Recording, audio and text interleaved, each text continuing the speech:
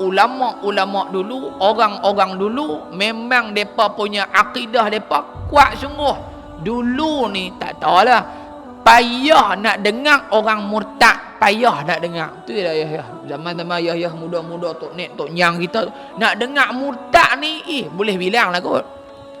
Tapi zaman lah ni ya Rabbi, dengar kawan ni bercakap kita pun naik gerun. Saya rasa lebih afdal saya keluar pada Islam. Tu dia bercakap lagu tu. Dia boleh bercakap lagu tu. Pasal apa? Ini masalah. Nampak tak belum? Ni akidah ni. Dia boleh kata lebih afdal saya keluar Islam. Tu dia. Padahal kalau la ilaha tu pun dah dikira, Tok Guru tu kata dah kira tak sah iman. Dia boleh bercakap afdal saya keluar Islam. Ni nak kira aku benar ni. Maka ni nak menunjukkan kepada tuan-tuan, negara kita maju, tetapi pemikiran akidah umat Islam di Malaysia sedang menuju kepada ambang kehancuran. Ini yang kita takut.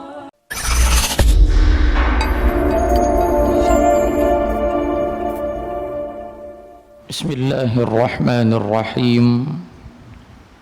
Assalamualaikum warahmatullahi wabarakatuh. Alhamdulillahi Rabbil Alamin. Wassalatu wassalamu ala ashrafil mursalin wa ala alihi wa sahbihi ajma'in. Subhanaka la ilma lana illa ma 'allamtana innaka antal alimul hakim. Qala rabbi shrah li sadri wa yassir li amri wahlul 'uqdatam min lisani yafqahu qawli. Rabbana iftah bainana wa baina qaumina bil haqq wa anta khairul fatihin. Sadaqallahul aliyyul azim. Amma ba'du. Muslimin dan muslimat yang dirahmati Allah Subhanahu wa taala, bersyukur kehadrat Allah Subhanahu wa taala pada malam hari yang barakah ini kita dipertemukan oleh Allah di dalam pengajian kitab kita Al-Arba'in An-Nawawiyah ataupun hadis 40 Imam Nawawi rahimahullahu taala, yang mana insya-Allah pada malam ni kita akan sambung pada hadis yang ke-24. Hadis yang ke-24. Bismillahirrahmanirrahim. An Abi Dharrin Al-Ghifari radhiyallahu anhu. Anin Nabiy sallallahu alaihi wasallam فيما يرويه عن ربه عز وجل أنه قال: يا عبادي إني حرمت الظلم على نفسي وجعلته بينكم محرما فلا تظالموا يا عبادي كلكم ضال إلا من هديته فاستهدوني أهدكم يا عبادي كلكم جائع إلا من أطعمته فاستطعموني أطعمكم يا عبادي كلكم عار إلا من كسوته فاستكسوني أكسكم Sadaqa Rasulullah sallallahu alaihi wasallam wa sadaqallahul azim. Hadis ni panjang tuan-tuan, kita baca sekerak dulu malam ni. Hadis ini diriwayatkan daripada sahabat Nabi sallallahu alaihi wasallam, iaitulah Abu Dzar Al-Ghifari radhiyallahu taala anhu wa ardah. Jadi Abu Dzar Al-Ghifari adalah sahabat Nabi di antara sahabat yang awal-awal memeluk Islam. termasuk daripada golongan as-sabiqun, golongan yang terawal memeluk Islam dan beriman dengan baginda sallallahu alaihi wasallam. Abu Dzar Al-Ghifari radhiyallahu taala anhu wa ardah, nama dia Jundub bin Junadah ataupun boleh dibaca dengan Jundab bin Junadah, daripada kabilah Ghifar. Kabilah Ghifar ni terkenal dengan kabilah yang memang kerja mereka merompak harta ataupun barang dagangan. Ni kerja mereka. Kerana perkampungan Ghifar itu berada di antara Makkah menuju ke Syam. Dia duduk tengah-tengah. Jadi kalau daripada Makkah nak pergi ke Syam akan lalu perkampungan Ghifar. Maka Abu Dzar daripada kabilah Ghifar. Dan pekerjaan Abu Dzar Al-Ghifari radhiyallahu anhu sebelum daripada dia masuk Islam samalah macam orang lain, yakni suka merompak ataupun suka tahan sekat kafilah yang nak berdagang daripada satu tempat ke satu tempat. Kalau lalu kok kampung mereka mesti kena tahamnya. Abu Dzar Al-Ghifari radhiyallahu taala anhu wa ardah adalah sahabat Nabi sallallahu alaihi wasallam yang zuhud. Apa maksud zuhud?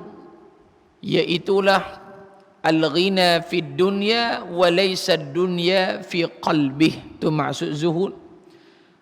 Zuhud ni makna kaya di dunia. Bila kata kaya dunia ni tuan-tuan, tak haram bagi orang Islam menjadi orang kaya. Mu nak gaji sebulan 30,000 ke, 40,000 ke, menega 30 juta, 40 juta ke, rumah berapa puluh bilion sekalipun, dipersilakan. Tetapi yang dimaksudkan dengan zuhud apa dia? Iaitulah walaysad dunya fi qalbih. Bukanlah dia meletakkan dunia itu pada hati dia. Mudah faham tuan-tuan, Allah Ta'ala bagi kita kaya, dengan nikmat kaya tu tak melupakan kita daripada melaksanakan perintah Allah. Kalau kita tokek kedamah, kita buat keluar zakat perniagaan kita. Kalau kita ada simpan mah banyak, lebih daripada kadar yang ditetapkan sampai cukup masa haul nisab, kita buat keluar zakat mah. Kalau kita ada duit lebih sikit, kita pergi bantu fakir miskin, kita pergi jamu orang buka puasa dan sebagainya. Itu tanda zuhud.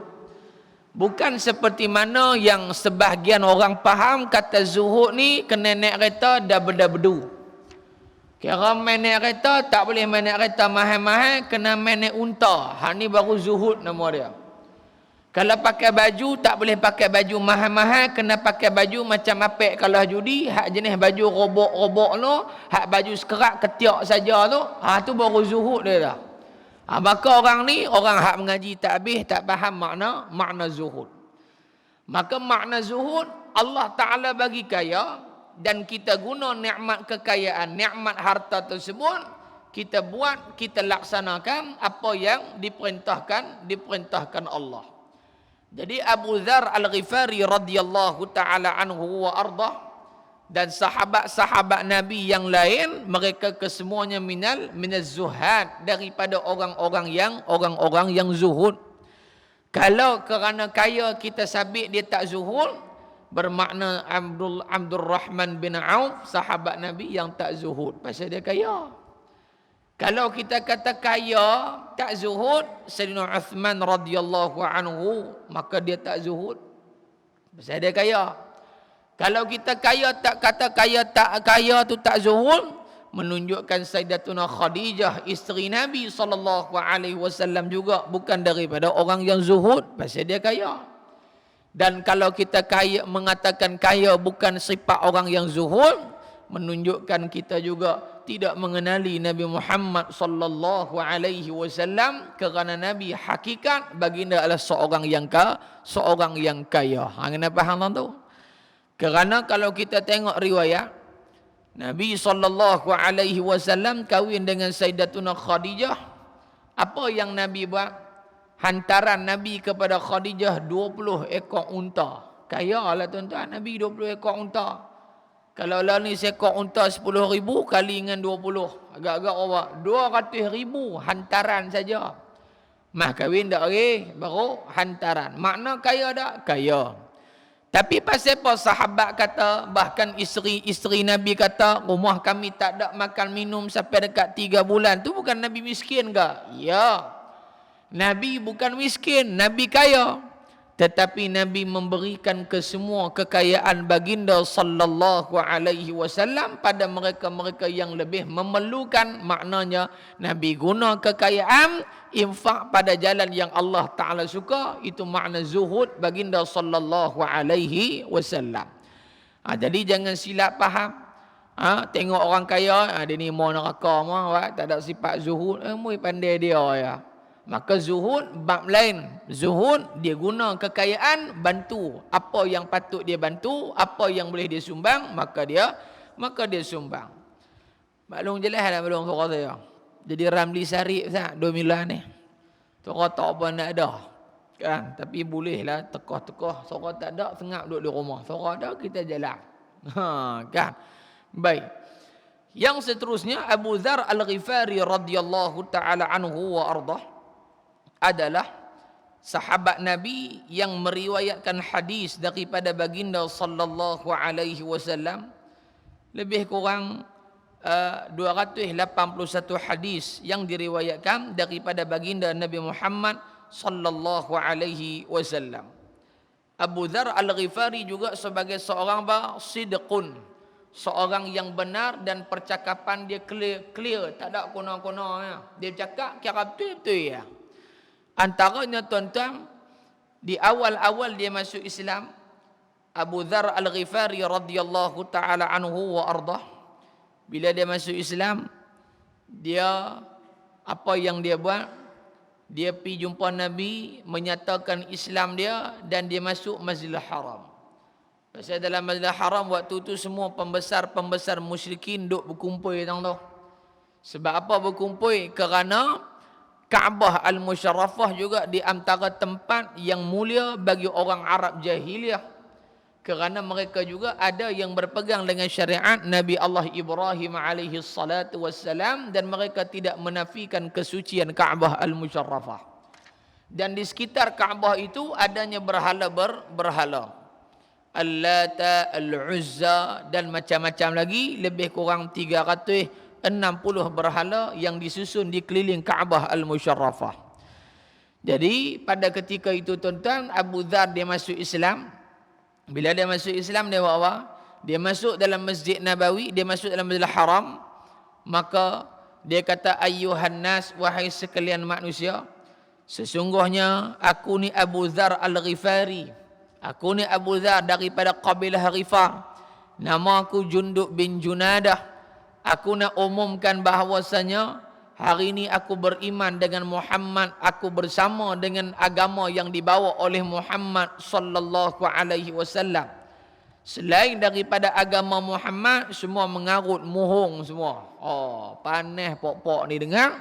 Akhirnya Abu Dzar Al-Ghifari hari pertama dia kena wrestling tuan-tuan sampai pingsan. Hari pertama masuk kena rimut lunyai sampai pingsan. Bila mana dia kena tumbuk sampai pingsan, sampailah dia jaga keesokan hari perbuatan yang sama dia buat. Dia masuk dalam Masjid Nabawi, Masjidil Haram. Dia kata benda yang sama, dia rimbuk dia pula kali yang kedua, 2 orang dah kena, pingsan juga. Esok celek pula. Akhirnya tuan-tuan, bila mana orang duk pukul dia, mai seorang pembesar musyrikin, dia kata ni, apa jangan duk pukul dia? Pasal apa? Dia ni orang Ghifar. Dan kalau kita nak pergi berdagang, kita kena lalu kot kampung dia. Kalau hampa rimbuk dia lunyai mati kawan ni, nescaya sahabat-sahabat kita ataupun kita yang nak berdagang ke bumi Syam akan melalui perkampungan Ghifar, kompom pok-pok dia balas dendam kat kita. Kalau hampa lunyai dia, mampus kita. Maka mereka dengar, mereka jadi takut, tak jadi pukul dia teruk lah. Lebam-lebam malah kena. Tapi dah telajak lah buat kan. Rimbuk dah. Tak mati ya. Keesokan hari dia masuk dalam Masjidil Haram. Ini dah pula. Masuk dalam Masjidil Haram. Kan? Masjid baru. Kan, lepas ni kata nyebuh macam speaker Masjidil Haram tu. Abang kau Ustaz Khairul Fitri, duit masjid tuan-tuan banyak juta-juta kalau dah lihat. Kan, bubuh mikrofon tu imam hak jengui keluar. Ada dah saya pitik jengui. Nah, kalau hak ni dia pakai cap tuan kan kan. Tu ya, tuan ni berapa ratus? 450. Hak ni saja 450. Mic putih ni namanya maruni nama dia. Bukan makaroni malung. Makaroni hak malung duk buat buka besar tu makaroni. Ni maruni. Sebiji berapa? Sebiji 300. Ni seketui ni 300. Nah, seketui ni 300. Habaq kat Ustaz Khairul Fitri, kalau tuan-tuan ke ayah-ayah ke mesyuarat ke, habaq kat ahli jawatan kuasa, kira lulus ya. Tu dia saya pula duk pergi habaq ke masjid saya. Kan? Saja cadangan. Nak buah mikrofon hak jengui keluar. Kalau hak mic ni dia ada satu lagi jenama sure apa nak sebut tak erti dah. Masalah lama dah tinggal London dulu ni, balik mai lama dah. Dia ada jenama sure. Nama sure. Habis orang itu dah. Kan? Mic telinga ni saja hak tu imam 1000. Ada 1500. Ada 2000 ada. Kalau di Malaysia masjid yang paling power ranger sebenarnya PA system Masjid Sultan Salahuddin, Masjid Negeri Shah Alam. PA system saja 2 juta. PA system 2 juta. Ini diceritakan sendiri oleh tu imam dia Syekh Abdul Karim Al-Fatani bila dia balik Pulau Pinang dia selalu singgah di pondok kita, dia ziarah. Dia ceritalah mikrofon tu, dia cerita bab mikrofon pula, cerita apa ya. Dia kata masjid kami sistem paling canggih yang kami nak. Satu, pasal apa? Pasal orang dengar PA sistem ni dia karan tuan-tuan ni tambah main bulan Ramadan ni. Kan? Tu imam jemputan ke tak jemputan ke, tu imam tu nak baca pun dia berasa puas. Ni ke baru pegang kepala mic. Ni Zimbabwe punya mana ni? Kan? Paling kurang dia pegang tu dia belahak dalam perut pun bunyi dah di speaker tu. Tu baru clear. Kan? Dia kata masjid kami nak hak paling bagusnya setting semua 2 juta. Micro PA system saja 2 juta. Saya tanya awak mahal sangat 2 juta. Hak pondok kami buat 50,000 tu pun gaya dah ketak tangan-tangan dah 50,000 pun di pondok kita 50,000. Pasal saya dengan ayah saya gila speaker. Faham long? Gila speaker. Ya kan? Jadi macam speaker masjid tuan-tuan ni lah ni mungkin dia kacau sikit lah. Mungkin wayar putih ke apa ke. Wayar mikrofon putih tak apa. Jangan tuan-tuan wayar putih lah. Itu masalah. No? Saya tanya awak mahal sangat sampai 2 juta. Dia kata ustaz masjid kami ni ada beberapa imam lah. Imam 1, imam 2 barangkali lebih daripada 3 imam lah kot. Setiap imam ni dia ada tune suara yang tersendiri. Maksudnya kalau orang ni dia jenis dia nak macam ni, dia akan set lah macam mana yang dia nak, dia punya graf dia tu kan. Jadi kalau Syekh Abdul Karim dia macam ni. Maksudnya bila time dia jadi imam, dia hanya buka PA system, tekan Syekh Abdul Karim punya nama, dia punya mesin PA system dia tu dia akan set sendiri lah. Macam Masjidil Haram. Satu lagi tuan-tuan masjid yang akan pasang mic lagu tu. Tu imam ni pun gila mikrofon ke Ustaz Naim Masjid Al-Bukhari Pantai Johor depan apa dia istana nak bukit. Saya khutbah bulanan di situ minggu pertama Jumaat. Dia pasang mikrofon dia karan tuan-tuan. Orang hak sama ke abang Japak ke apa? Karam tu punya mikrofon dia. Kan baru assalamualaikum warahmatullahi Allah. Kita tuan-tuan habis meta baru salam ya. Kan? Istaqimu wa'tadinu. Hak belakang hak tu mahal. Allahu akbar. Hak belakang hak tu mahal. Dia pun jenis gila mikrofon enggak? Saya suruh dia pergi tanya tengok mic macam Masjidil Haram. Hak jenis lagu tu dah bukan brand lagu tu. Brand lagu tu tuan-tuan pajak Gadai Negeri dia cerita dia. Memang juta dolar punya harga ni. Dia pergi tanya di Kuala Lumpur tuan-tuan. Mic tu. Kan? Dia ada 3 ketua lah. Hak duk tu imam diri, tu imam rukuk, lepas tu mic hak duk menerak kat depan ni. Dia ada mic ketua bawah situ. Berapa tuan-tuan rega dia? Tak mahal. Kebatang tu 16,000 ya. Berapa? 16,000. Tapi kena ada orang jagalah. Habis-habis mayang subuh pakat belah balik, tak pergi tinggal wayar saja. Mak pik mai balas, tengok-tengok dia pasang di rumah dia. Ai dapat mana dak malam doa Lailatul Qadar dia turun mai apa dia mai balas masjid tuan-tuan lah. Satu. Yang kedua tu imam pun dia kena reti jugalah bab hukum kalau pakai mikrofon gitu. Sebab mikrofon tu duduk tang ni. Mikrofon bukan nak masuk dalam lubang mulut dia. Jadi mic duduk tang ni. Jadi bila mana dia takbir Allahu Akbar, dia baca tu dia kena main konjak lagi. Kan? Lepas tu dia nak turun Allahu Akbar, turun gitu. Tapi kalau dia ni tak apa nak cerdik, dia pergi turun, pergi sengguk tang mic tu, mampu 16,000 sebulan selamat terus.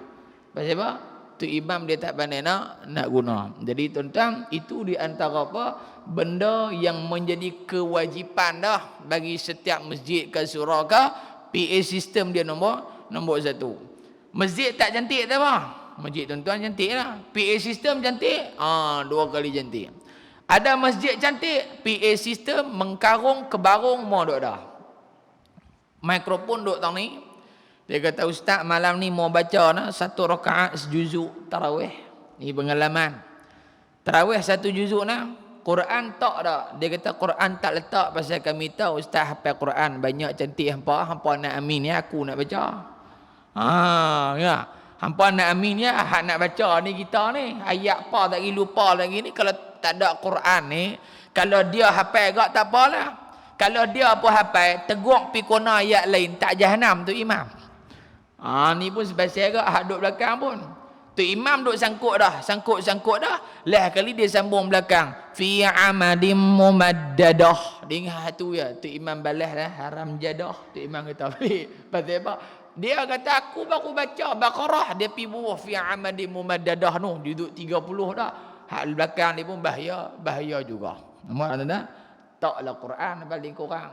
Memang dia hafal Quran, tapi Quran ni mukjizat, tekah dia ingat sungguh, tekah lupa apa pun tak ada. Dia pun tak apa kata nak 1 juzuk. Kita pun memang duk ngulang lah. Ramadan ni ngulang sehari 3-4 juzuk tu nak prepare sejuzuk. Tengok masjid besar, masya-Allah, seram kita tuan-tuan. Kan? Tengok Allahu Akbar. Syahadu an la ilaha illallah. Pasal dia qomat pakai mic dini ni.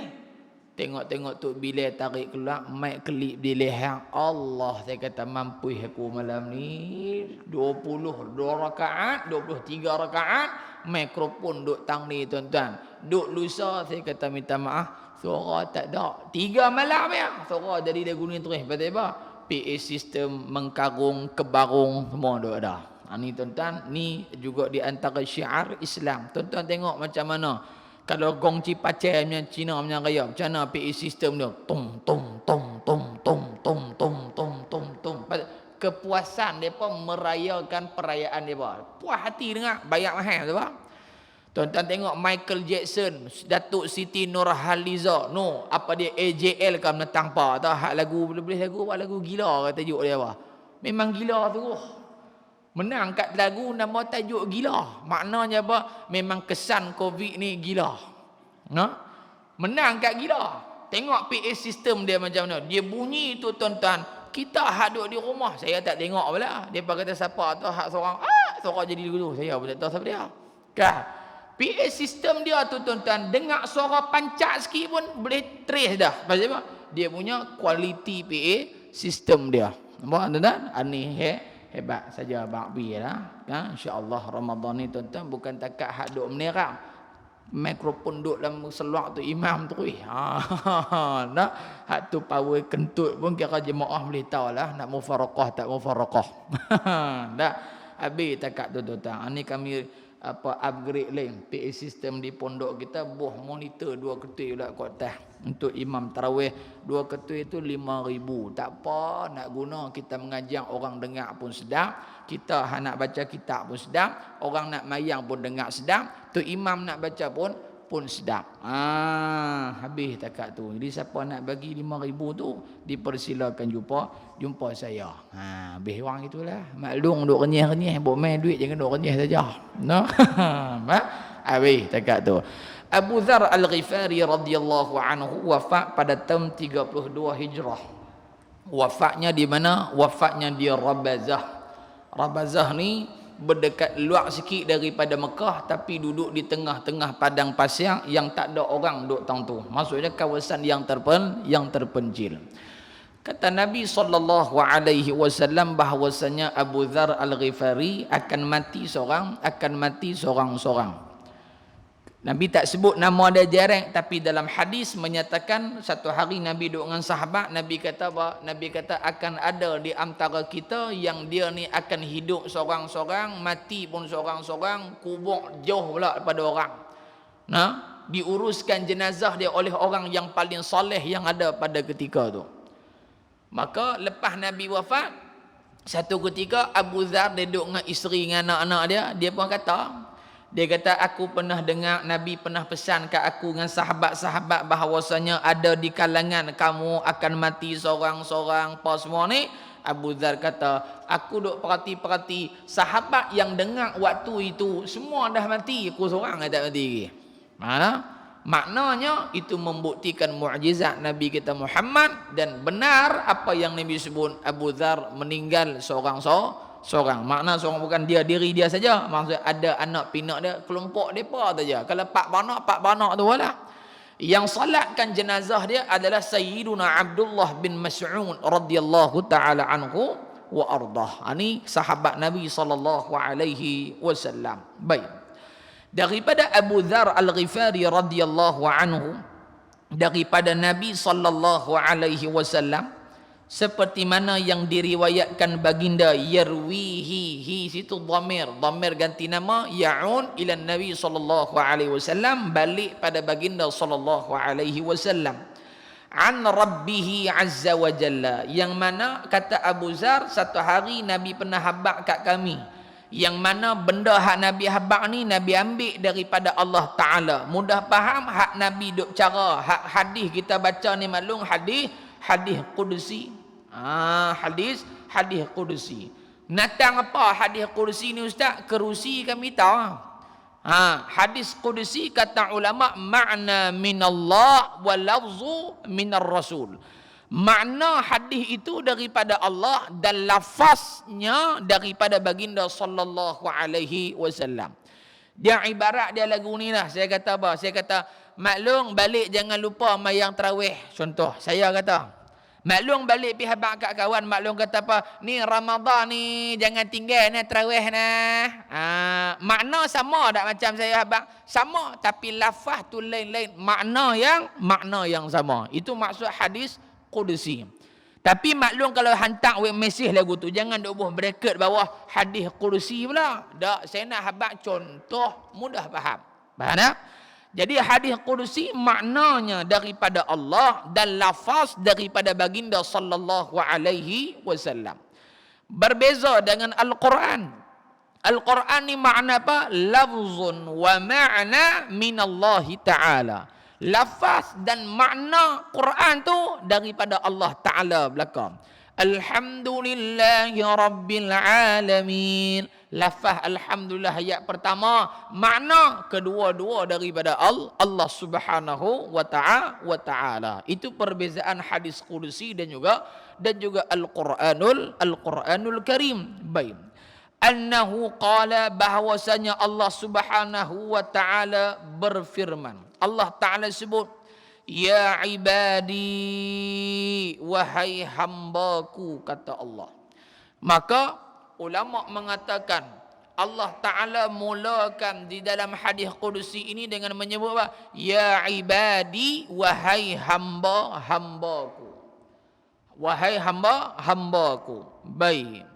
Jadi bila Allah Ta'ala mulakan dengan wahai hamba-hambaku, Allah Ta'ala tahu tak kita ni banyak dosa? Tahu. Allah Ta'ala tahu tak banyak maksiat? Tahu. Allah Ta'ala tahu tak kita duk buat jahat banyak? Tahu. Allah Ta'ala tahu tak kita duk culas dengan benda hak dia perintah? Tahu. Tetapi Allah tetap menggunakan ya ibadi, wahai hambaku. Kata ulama, ini menunjukkan wahai hamba aku, walaupun hang buat dosa banyak mana sekalipun, aku tetap mengaku kamu adalah hamba aku. Ini membuktikan sifat Ar-Rahim, penyayang Allah Subhanahu wa taala kepada hamba makhluk dia, terutamanya orang yang beriman. Berbeza dengan kita, makhluk sayang korang.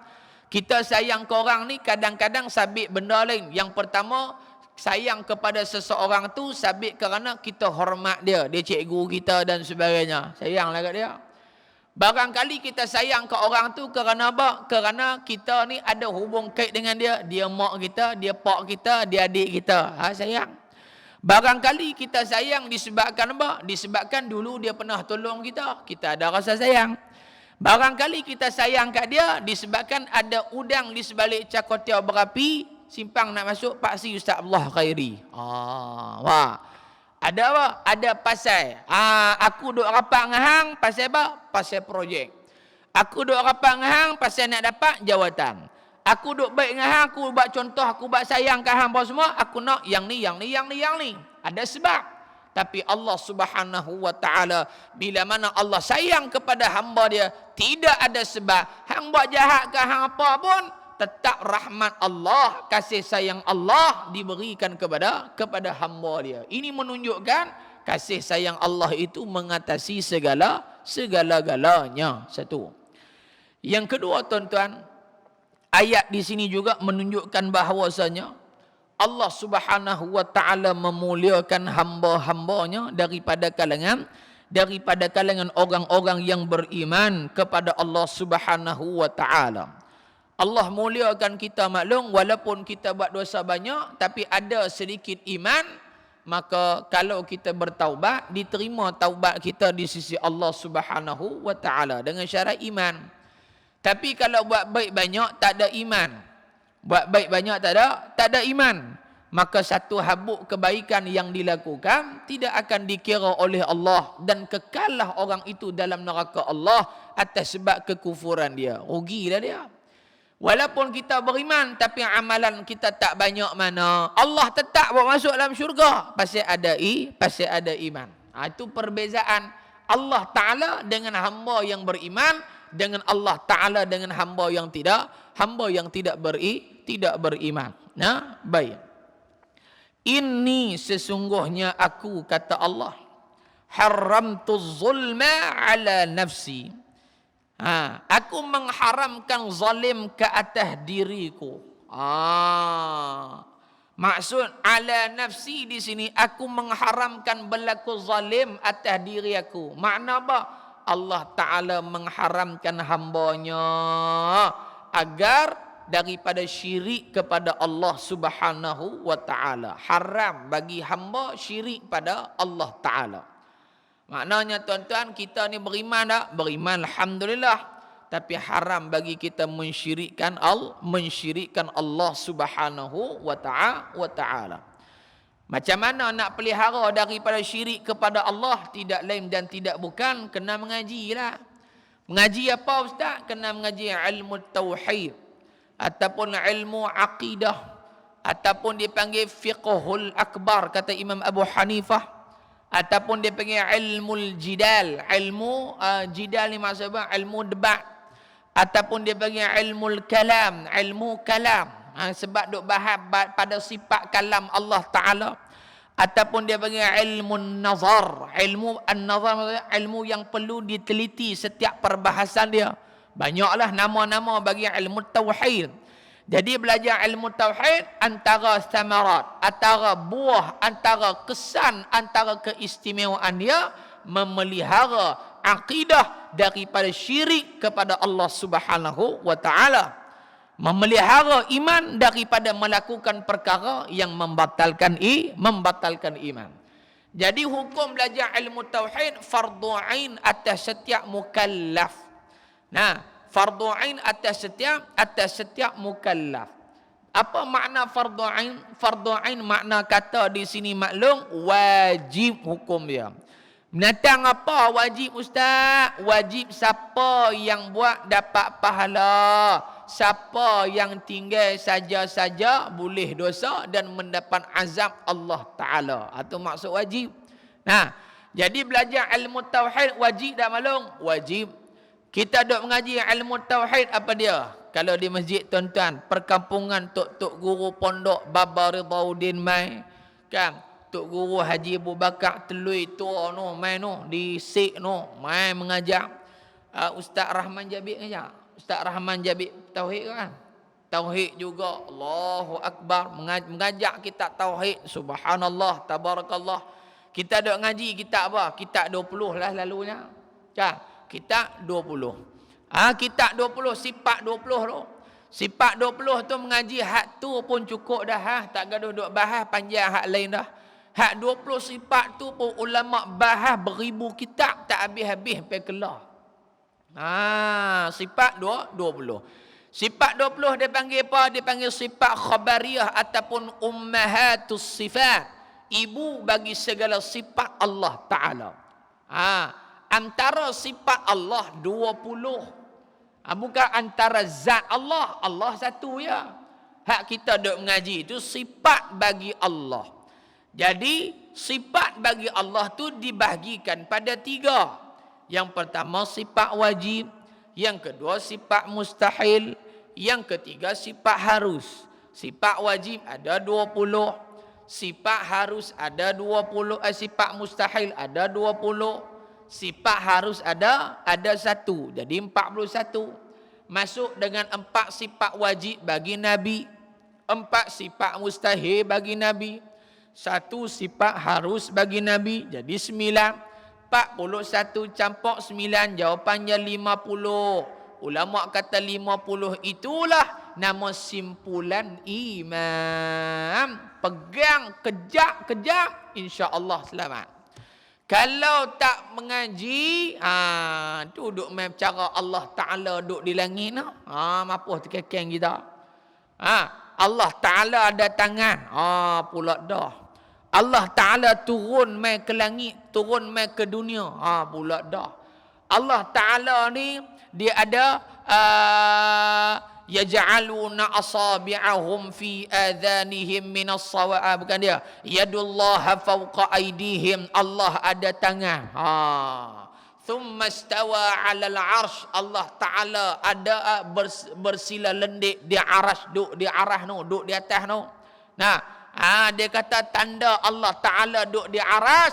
Buktinya Nabi Muhammad dalam peristiwa Al-Isra' wal Mi'raj, Nabi berjumpa Allah di Sidratil Muntaha. Sidratil Muntaha, dia tanya kita pula duduk tak mana? Kita pun jawab duduk di atas. Baik, Nabi jumpa Allah Ta'ala di mana? Sidratil Muntaha. Allah duduk tak mana? Sidratil Muntaha. Pening pala kita tuan-tuan. Maka apa? Siapa-siapa yang mengatakan Allah Ta'ala sama dengan makhluk boleh jatuh kafir. Na'udzubillah. Jadi kena ngaji dah maklum. Kena mengaji. Mengaji ilmu tauhid pula dia ada 2 cara ma'rifah. Ma'rifatullahi ma'rifatain. Nak kenal Tuhan 2 cara. Dua cara. Cara yang pertama ala sabilil ijmal, atas jalan umum, atas jalan mudah kata tiba rata. Mudah faham gitu. Mana apa maklum? Mengaji basic saja. Mengaji basic dan kita kenal dan pegang sungguh. Misalan. Orang mai tanya kita, yakin tak Allah Ta'ala wujud? Yakin, percaya. Bukti Allah wujud adanya alam. Mana mungkin alam ni ada sedangkan tidak ada pencipta alam. Tu kita kata baca ringkas tibai burung gitu ya. Memadai mengaji hak ijmal. Tapi nombor 2, hak ni kita nak kena mengaji juga ni maklum. Pasal hari ni ramai sangat hak cerdik tapi bodoh duk bahas bab Tuhan. Ni masalah. Apa dia? Kena mengaji ala sabilit tafsil. Kena mengaji harfun ila harfin. Satu huruf, satu baris, satu baris. Apa dia? Iaitulah orang yang belajar secara mendalam ini maknanya dia kenal Allah Ta'ala dan dia memahami segala dalil-dalil Al-Quran, yakni dalil naqli dan juga dalil aqli. Bila orang tanya dia mana bukti Allah Ta'ala bersifat dengan sifat berkuasa, dia buat main qala Allah Ta'ala, qala Rasulullah, kaza, kaza, kaza. Kak mereka kata kami tak mau ayat Quran, kami tak mau hadis, kami nak dalil akal yang kami boleh fikir sendiri. Kita buat main dalil akal, dia boleh faham. Maka itu cara yang kedua mengenal Allah yang dipanggil ala sabilit tafsil, kenal secara detail, halus sungguh. Hak halus itu orang tak mau belajar, lambat. Lambatnya nak habis, bila nak khatam bila kami nak boleh ceramah pula dalam YouTube la ilaha illallah. Ni masalah. Abad tu maklum ngaji kena pelan-pelan. Dia kali cepat-cepat, dia kena pelan-pelan. Ngaji cerita ke orang, mengaji cerita ke orang. Tak masalah apa? Yang masalah tak mengaji cerita ke orang. Ni masalah. Tak ngaji cerita ke orang. Ulah pak mazhab ulah. Dia bab kencing berak pun tak lepas hari dia ulah bab pak mazhab Imam Abu Hanifah ni bertentang kaedah usul fiqh bla bla bla bla bla bla. Boy, kemas tu. Orang tanya dia ni, ustaz, kalau kita ni accident tangan balut nak guna atau nak ambil mayang kan? Dia kata tak payah, kira terjun dalam lumpur niat wuduk kira boleh mayang dah. Mampus terkekeng kawan tu tuan-tuan. Jahanam lingkup habis kawan tu. Pasal apa? Pasal yang asal dia tak belajar, dia pergi mengaji hak tinggi-tinggi, hak basic dia tak belajar, habis lingkup orang punya ibadah. Na'udzubillah. Apa hang molek tu maklum? Maklum faham ke dak ni? Duk hangguk saja ni teriau ngah.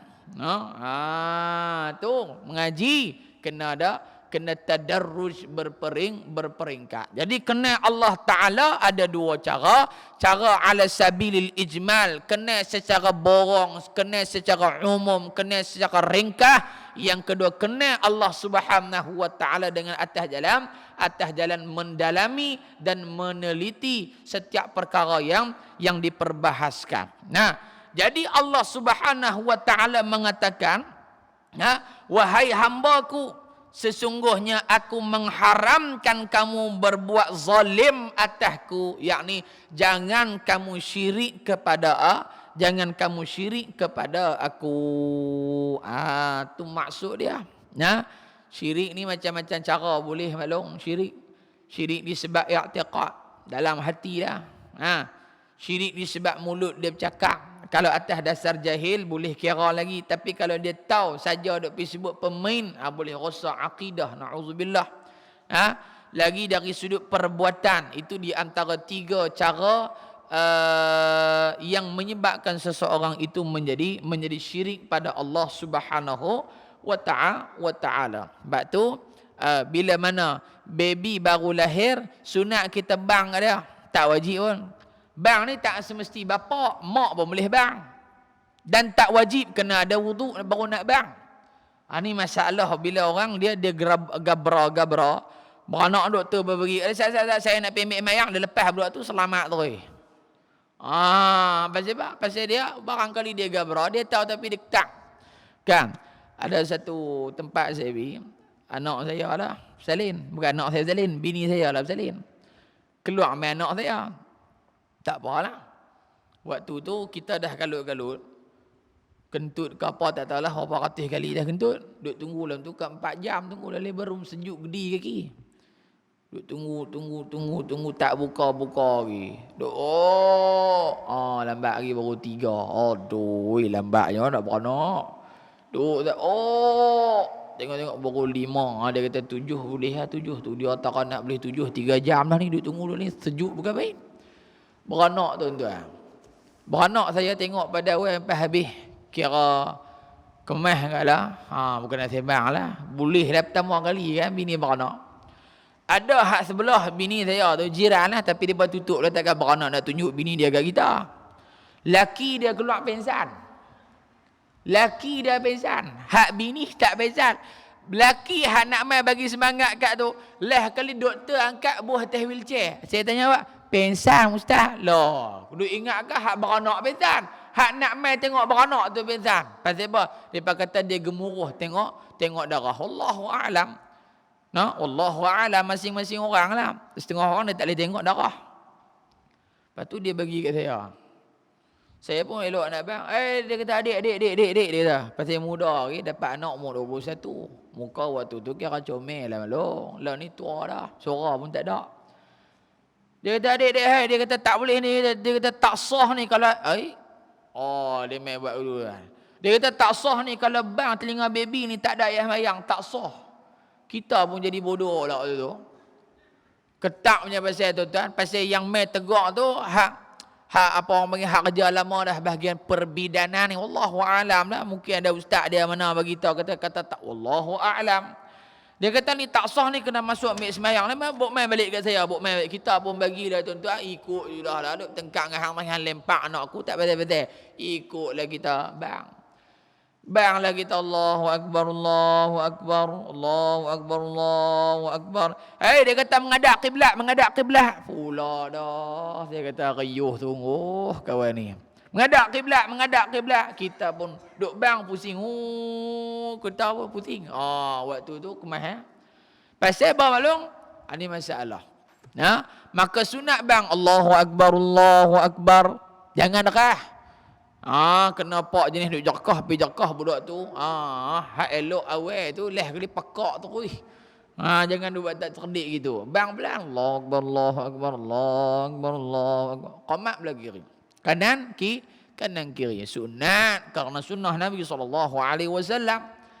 Sebab apa kena bang telinga dia? Kerana kata ulama tanam benda hak pertama kali tauhid, beriman pada Allah Subhanahu wa taala. Tapi nak baca hal lain tak apa, boleh ya. Beranak baca Yasin terus. Yasin kat telinga bibi tu. Bini kita pula lagi punggil kita. Awak abang ingat anak nak mampu ke? Baru beranak doa orang mampu dah. Kan? Tak jadi masalah apa, tapi kita masyhur kalau sebut Yasin ya, kira mati ya, kira duk lagu tu dah budak tu. Selalunya. Maka tak menjadi masalah. Bang lah siapa nak bang pun. Mak bang ke, pak bang ke. Kalau boleh nurse hak awal sambut, dia bang dulu pun tak menjadi masalah. Mana? Baik. Tu hikmah dia pertama. Kedua tuan-tuan, kalau lebih keras lagi, ulama' dulu, pagi tadi saya kuliah subuh di Masjid Matang Sintu. Ada seorang tok guru lama tapi dia tak mengajar di Masjid Surau, mungkin ayah kenal aku. Nama dia Pak Abu Seman nama dia. Orang nak panggil Pak Abu lah. Dulu bekas Tok Bilal masjid daerah Teluk Tawak pun. Dia main, dia duduk tepi tiang tu. Dia pun buka kitab juga. Kita baca kitab, dia pun buka tengok. Kita tak kenal tuan-tuan. Habis tu dia bagi makan, duduk makan sekali. Bila duduk makan sekali tanya, dia kata saya ni anak murid pada Syekh Abdullah Fahim. Tok guru, tok wali besar tu. Lepas tu duduk sembang. Saya tanya lah pengalaman dia belajar apa semua kan. Kata kita bodoh, kena tanya orang yang cerdik lah. Macam mana belajar. Dia pun cerita. Dia kata saya duduk menadah dengan Syekh Adnan. Syekh Adnan kan, penaga kan. Bekas mufti Pulau Pinang kan. Syekh Adnan. Duduk mengaji dengan Syekh Adnan kitab Risalah Al-Mutafakkirin. Daripada awal sampai khatam 12 tahun. Satu kitab 12 tahun. Tu dia tuan-tuan. Lepas tu mengaji dengan siapa lagi? Dia kata duk mengaji dengan Syekh Abdullah Fahim Sahih Al-Bukhari. Bersanad baca. Bersanad. Satu huruf. Syekh Abdullah Fahim cerita. Berapa lama khatam? 12 tahun ke? Tu dia Kitab apa lagi Tok Guru belajar? Dia kata hak khatam dah antaranya Tuhfatul Muhtaj. Tuhfatul Muhtaj ni antara kitab besar, kalau tak silap Ibnu Hajar Al-Haytami rahmatullahi alaihi, antara kitab yang besar dalam mazhab Syafi'i. Khatam Tuhfatul Muhtaj. Kitab Aqidatun Najin khatam. Durrus Samin khatam. Durrun Nafis khatam. Munyatul Musalli khatam, Hikam Ibnu Athaillah As-Sakandari khatam, dan banyak lagi kitab-kitab hal yang dia sebut. Saya pun tak dah dengar kitab-kitab tu, barangkali jarang-jarang dah orang lah belajar, tapi dulu-dulunya dah. Dia kata salah satunya tuan-tuan, waktu dia mengaji dengan tok guru dia, saya lupa nama apa, banyak sangat dia bang. Tok guru dia ni nama Syekh Dok Malau ke apa, lebih kurang tu lah. Saya pun tak tahu lama-lamanya tok guru. Tok guru dia kata kalau kita duk asyhadu alla ilaha, takat tu tiba-tiba mati, tok guru tu kata kafir. Tu dia tuan-tuan, pada tahap tu punya orang dulu saja. Asyhadu alla ilaha, takat tu ya. Maksud apa? Aku naik saksi bahawasanya asyhadu alla ilaha, tiada Tuhan yang disembah. Ha pula dah. Tiada Tuhan yang disembah, menafikan dan tak sabit, tak isbat balik Allah Ta'ala Tuhan yang patut disembah. Kita dah baca asyhadu alla ilaha illallah, kita isbat balik. Tiada Tuhan yang layak disembah illa, melainkan yang betul layak sembah Allah. Tapi dia kata tok guru dia ulah asyhadu alla ilaha, takat tu ya, tak sambung dah. Dak pun dia mati misalan, kafir kawan tu. Pasal apa? Kerana syahadah dia tak sempurna. Satu, dia pada tahap tu tuan-tuan, punya nak jaga iman akidah umat sampai tahap tu, tok guru dulu mengajar. Yang kedua, dia cerita apa lagi tuan-tuan? Banyaklah dia cerita kalau nak cerita kat tuan-tuan ni. Kan? Antaranya tu lah asyhadu alla ilaha. Berhenti tang tu. Tak bubuh isbat balik illallah. Kafir tu tu dia. Maka tuan-tuan nak menunjukkan ulama-ulama dulu, orang-orang dulu memang depa punya akidah depa kuat sungguh. Dulu ni tak tahulah, payah nak dengar orang murtad, payah nak dengar. Tu ya zaman-zaman ya muda-muda tok nek tok nyang kita nak dengar murtad ni boleh bilang lah kot. Tapi zaman lah ni ya Rabbi, dengar kawan ni bercakap kita pun nek gerun. Saya rasa lebih afdal saya keluar pada Islam. Tu dia bercakap lagu tu. Dia boleh bercakap lagu tu. Pasal apa? Ini masalah. Nampak tak belum? Ni akidah ni. Dia boleh kata lebih afdal saya keluar Islam. Tu dia. Padahal kalau la ilaha tu pun dah dikira, tok guru tu kata dah kira tak sah iman. Dia boleh cakap afdal saya keluar Islam. Ni nak kira aku benar ni. Maka ni nak menunjukkan kepada tuan-tuan, negara kita maju, tetapi pemikiran akidah umat Islam di Malaysia sedang menuju kepada ambang kehancuran. Ini yang kita takut.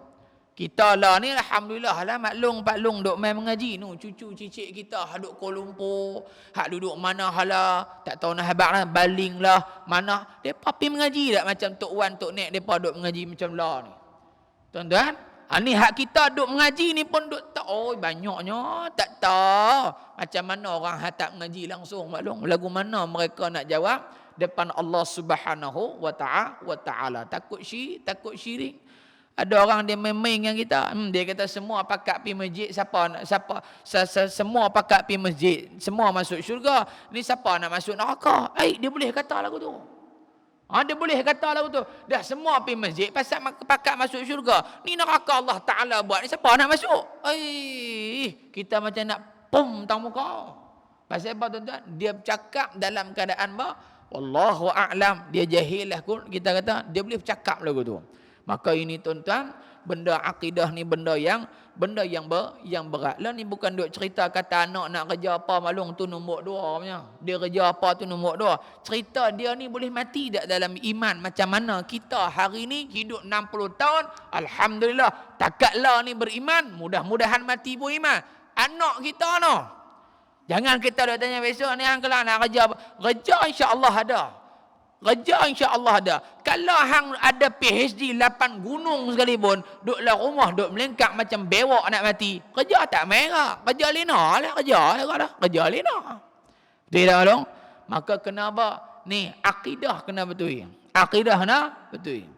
Anak kita nak menikah, tanya Ustaz dulu, bakal menantu, tanya dulu berakidah, takut lagi jahanam kot lain.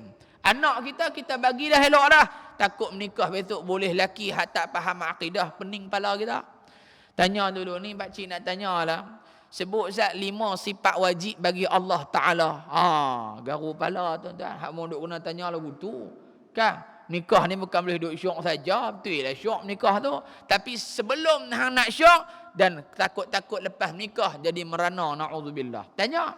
Ni pakcik nak tanya lah. BMW tu tak apalah BMW. Tengok kalau BMW pun. Ni pakcik nak tanya ni. Sebut Ustaz 5 sifat wajib bagi Allah Ta'ala. 5 ya pakcik nak. Dia kata hak saya mengaji dia 40. Oi, kemas lagi dia daripada kita. Kita mengaji 20, dia 40. Takkan lagi. Takkan lagi dia. Tapi dia kata 40 tu termasuk hak mustahil. Dia konon kot tu pula. Kira betul lah. 20 wajib, 20 mustahil. Kan? Tolong sebut Ustaz kat pakcik. 10 malaikat hak wajib diketahui. Hak jenis lawyer buruk ni. Dia kata malaikat ni kita tak tahu berapa angka dia. Jadi malaikat ni tak terbilang. Pasal apa pakcik nak guna saya kena sebut pula 10. Sedangkan malaikat ni tidak berbilang. Padahal bodoh. Tapi dia kena ambil tu. Tanya pula bab mandi wajib. Kena tanya menikah ni mandi wajib dulu lah nombor 1. Kan? Di sebalik mandi wajib tu faham lah. Tanya dulu. Ni mandi wajib ni niat lagu mana? Nawaitul ghusli rafa'al hadasil akbar raka'ataini imaman lillahi ta'ala. Mampu dia menikah dengan anak kita, ajak jemaah pula dah. Pening kepala kita tuan-tuan. Hak mayang jemaah dah, angka nak mandi wajib jemaah ya. Itu kok mana cerita? Tanya pula rukun sembahyang ni nak kena tanya ni.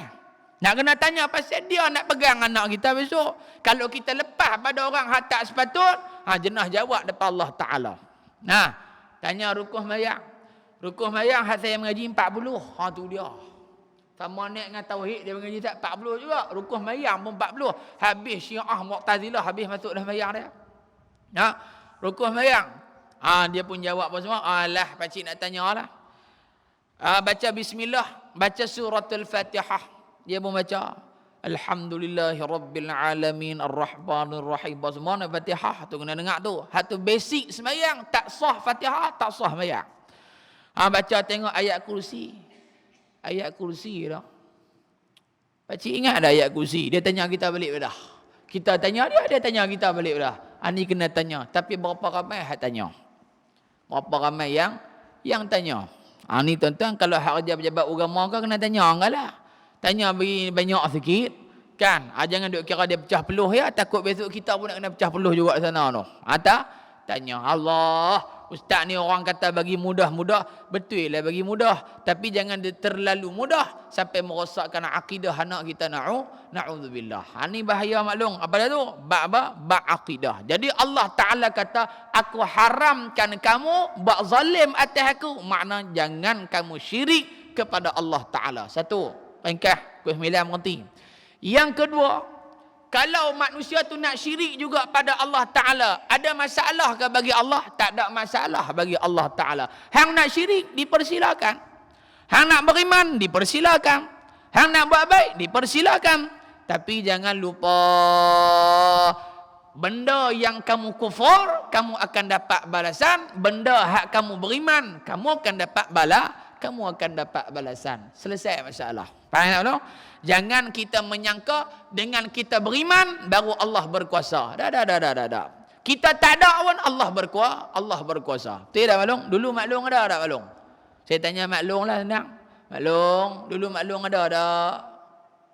Ada dah dulu ni. Ada dah. Tak ada lagi kan? Beranak main baru ada. Sebelum Maklong tak ada dulu, Allah Ta'ala lemah ke? Dah, Allah tetap berkuasa. Bukti kuasa, maklum beranak mai. Bukti Allah berkuasa. Tidak? Maka kita nak beriman, tak mau, dipersilakan. Allah tetap maha kuat. Allah tetap maha kuasa. Mu nak buat baik, Allah Ta'ala tetap bagi nikmat. Mu nak buat jahat, Allah tetap bagi nikmat. Tidak maklum?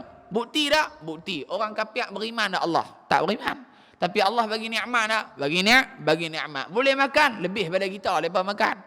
Rumah dia lebih besar pada rumah kita. Maknanya apa? Allah Ta'ala tak tengok dunia kamu. Hang beriman, tak beriman, aku tak pandang. Yang penting apa? Yang penting apa yang hang buat, hang kan dapat. Selesai masalah. Dapat tak? Baik. Yang terakhir. وَجَعَلْتُهُ بَيْنَكُمْ مُحَرَّمًا فَلَا تَظَالَمُوا. Dan aku jadikannya apa tu? Nya zalim tadi. Maka aku menjadikan zalim itu di antara kamu semua muharraman, perkara yang diharamkan. Fala tazalamu, jangan kamu berlaku zalim. Maka kata ulama, zalim ada dua. Yang pertama zalim pada Allah, yang kedua zalim pada makhluk. Kalau zalim pada Allah Subhanahu wa taala, antaranya apa? Antaranya syirik, yang kedua melakukan maksiat, tak sembahyang, tak puasa, apa semua tu. Maka dosa dengan Allah Taala yang akan diampun hanyalah dosa-dosa yang lain kecuali syirik saja tak diampunkan Allah. Tak sembahyang, taubat, Allah ampun. Dengan syarat sembahyang baliklah, jangan tak sembahyang pula. Tak puasa, dulu ni muda-muda tak puasa, ganti balik taubat, Allah ampun. Pahala hak tak puasa dulu ni pasal dulu jahil barangkali, Allah ampun. Tapi kalau dosa syirik tidak akan diampun Allah, melainkan kamu mengucap kembali la ilaha illallah Muhammadur Rasulullah. Zalim dengan makhluk apa dia? Antaranya bunuh orang. Bunuh orang zalim makhluk. Lagi apa dia? Mengumpat, mengadu domba sesama manusia, mengadu kawan ni, kata kawan ni. Maka namimah bainal insan, iaitu mengadu domba sesama manusia. Ni dosa sesama makhluk. Dan antaranya mencuri harta benda orang, termasuk dosa sesama makhluk. Yang paling berat kata ulama adalah dosa sesama makhluk tidak akan diampun Allah melainkan kamu pergi minta maaf kepada dia ataupun kamu memulangkan barang yang kamu ambil, baru Allah Taala terima taubat daripada maksiat yang kita lakukan kepada orang lain. Wallahu a'lam bissawab. Tanda tentu maklum. Bulan depan tak ada lah, bulan depan puasa.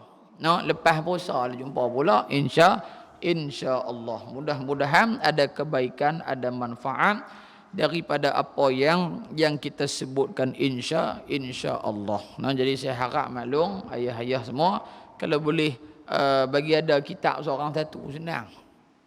Bagi ada kitab seorang satu. Takkan saya nak bagi peri semua jenah belilah saya. 24 hadis dah baca ni. Kalau setahun, 2 tahun dah baca 24 hadis. Sebulan satu hadis, 2 tahun dah. Kan? Jadi baju raya kita boleh beli sampai 60-70 ringgit. Sabela 69 ringgit, 79 ringgit. Yang tanpa gosok buat semua. Kitab Arba'in Nawawi ni tak sampai 30 ringgit. Belilah maklum, catat dalam kitab tu. Paling kurang ada kitab. Kita belajar kena ada kitab. Kalau duk main dengar saja bolehlah main dengar. Tapi keluar lagi lupa gitu lah. Kena cakap tiaw mi rebuih ke apa. Pakai tak ada apa hak bab tak ni. Jadi mudah-mudahan Allah Taala berikan kesungguhan kepada kita semua. Allah Taala bagi kesihatan kepada ibu-ibu dan ayah-ayah untuk terus beribadah dan terus kita melipat kali gandakan amal kita di dalam bulan Ramadan al-Mubarak insya-Allah. Jadi pekeliling baru yang telah dikeluarkan start 12 April sampailah 13 April sampai 12 Mei tak boleh makan di kedai. Tu hak baru keluar. Duk fikir apa dia ni. Bulan puasa maklum tak boleh makan pun. Daripada main hantar main kat saya hak baru punya Datuk Ismail Sabri. Rupanya pak tu edit kita pun tak boleh percaya Allah tak boleh makan. Rupanya bulan puasa patutlah bodoh kat ustaz pun. Kan? Jadi 13 April sampai 12 Mei insya-Allah. Tak boleh makan di kedai nah. Bukan di kedai sajalah, di rumah pun tak boleh makan juga. Jangan duk pergi makan, tak makan di kedai, pergi beli bungkus di rumah. Jadi mudah-mudahan tuan-tuan Allah panjangkan umur kita insya-Allah sempat bertemu dengan bulan Ramadan al-mubarak. Amin ya rabbal alamin. Bismillahirrahmanirrahim. Alhamdulillahi rabbil alamin, wassalatu wassalamu ala asyrafil mursalin wa ala alihi wa sahbihi ajma'in. Allahumma anfa'na bima 'allamtana wa 'allimna ma yanfa'una bi rahmatika ya arhamar rahimin. Wa sallallahu ala sayyidina Muhammad walhamdulillahi rabbil alamin. Taqabbalallahu minkum. Assalamualaikum warahmatullahi wabarakatuh.